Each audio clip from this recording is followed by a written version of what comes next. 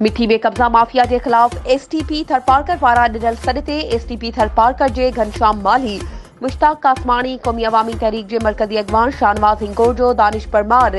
SUP जे गुलामुल्ला बचाणी, प्रदीप सिंधी, जमायत इस्लामी जे नायब अमीर मीर मोहम्मद बुलेदी ऐं पीटीआई जे राहुल शर्मा,